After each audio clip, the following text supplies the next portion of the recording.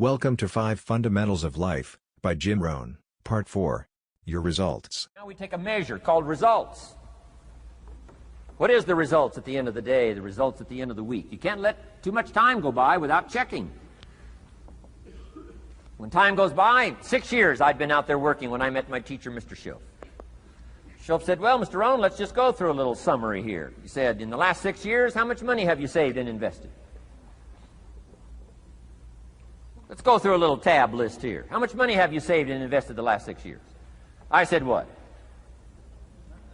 0. He said, you have messed up. You remember these notes. I like that.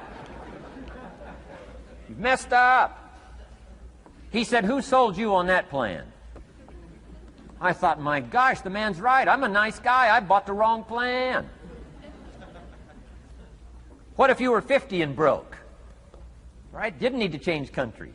Bought the wrong plan. What a sad scenario that would be. But Shoaff said these questions. Let's go through some results. He said, how many books have you read in the last 90 days? I said, what? 0. Wisdom of the world available? Change your life, change your future? Wisdom of the world available? Develop any skill you want? Earn the kind of income you want? Have all the treasures you want, equities you want, relationship with your family that you want, everything that you want available, and the wisdom of the world to help you get it? Haven't read any books in the last 90 days. My teacher said, Mr. Rohn, you have messed up. I'm telling you, you've got the deal. Shoaff said, Mr. Rohn, in the last 6 months, how many classes have you taken to improve your skills or to develop new skills? Go for the American dream. Become rich and powerful and sophisticated and healthy and influential. How many classes have you taken in the last 6 months? I said, how many? 0. He said, you have messed up. He said, you don't need to unmess the country. You don't need to straighten out the perplexed. You don't need to straighten out any of this stuff. All you've got to do is look within and let results teach you a great deal about your own activity, your own attitude, and your own philosophy. I went through that process. Take this phrase home. Results is the name of the game. What other game is there? Results. Here's all life asks us to do. Make measurable progress in reasonable time. Just take home that little phrase. Good phrase. We're asked in life simply to make measurable progress in reasonable time. We demand it of our children. How many years do you want your child to spend in 4th grade?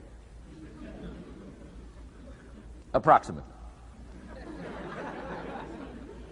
About 1.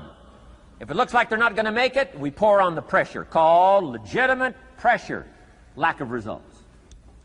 Peer pressure, family pressure, school pressure, community pressure. Every other kind of pressure we can bring to bear what? You can't stay more than 1 year in 4th grade. As parents, you'd have to leave the community. You say, well, what if they're nice kids? Wouldn't you give them 3 or 4 years? And the answer is no. You've got to make better progress than that. So you've got to check fairly often. Some things you've got to check every day. Some things you've got to check at least by the end of the week. Salesman joins this little sales company. He's supposed to make 10 calls first week. Wouldn't it be legitimate to call him in on Friday and say, John, what? How many calls? I mean, this stuff is simple. John says, well. Say, John, well won't fit in this little box here. Well. Now John starts with a story. You say, John, I made this little box so small so a story won't fit. I don't need a story. I need what? A number. A number. What will a number tell me? Everything.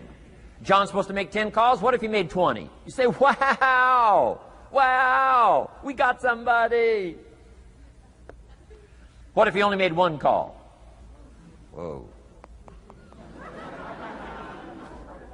Will that tell us something about John's philosophy? And the answer is yes. Will it tell us something about his attitude? Of course. Will it tell us something about his disciplines? Of course. And if he wants a lesson in life change, all he has to do is be willing to face the numbers and come up with the results that will teach you to either celebrate if you got good results or fix whatever needs to be fixed in your philosophy attitude, activity called disciplines. You don't need to go anywhere else. I do believe in affirmations. And they are valuable as long as you affirm the truth. Because it says in ancient scripts, the truth, what? Will set you free. Free to do what? Amend your errors and pick up new disciplines. That's what the truth is for, to help us amend our errors and pick up the disciplines for life change. That's what the truth is for. So I do believe in affirming the truth. If you're broke, best thing to affirm is, I am broke. You put that up on the refrigerator where you can see it every day. I mean, that's how you do that. Now, if you need a little additional affirmation, you just put up there, I'm 40 and broke. I mean, you know, that ought to do it. And if you need just a little more, put up there, I live in America and I'm 40 and broke. That's enough to turn your life around. It says, hey, something is wrong. Somewhere I have messed up. And I'm telling you, if you'll start with that, it's called the process of life change, and it doesn't matter how small the process is to start. One discipline starts it, and then one discipline feeds another, and the first thing you know, you've got this whole cycle in an upward positive motion. And it's called life change. It's called income change. It's called health change. Relationship with your family change. Equities unprecedented that you can have in numbers that will stagger the imagination if you do not curse what's available and start amending what's possible to get the results that you want. I don't think I can put it in any better language. That's it. Kids can do it. Teenagers can do it. Parents can do it. Managers can do it. Right? Government officials can do it. Anybody can do it. Anybody can do this stuff called personal change. Wow. Results is the name of the game. Success is a numbers game. Good note to make. Success is a numbers game. You got to go for the numbers. You got to understand what the numbers are. How many pounds overweight should you be at age 50? Approximately.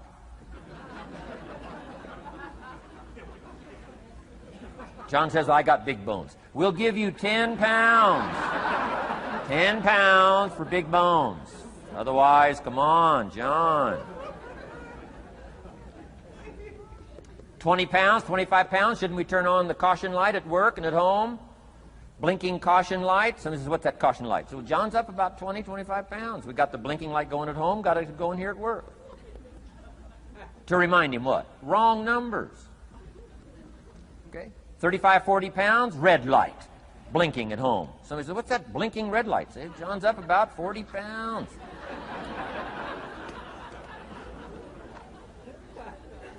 $50 pounds. We got the siren. What's that siren at home and at work? John's up about 50 pounds. Cholesterol, almost out of control. Come on. Success is a numbers game. I'm asking you to be mature enough to start checking your own numbers. How many books have you read in the last 90 days? Transform your life.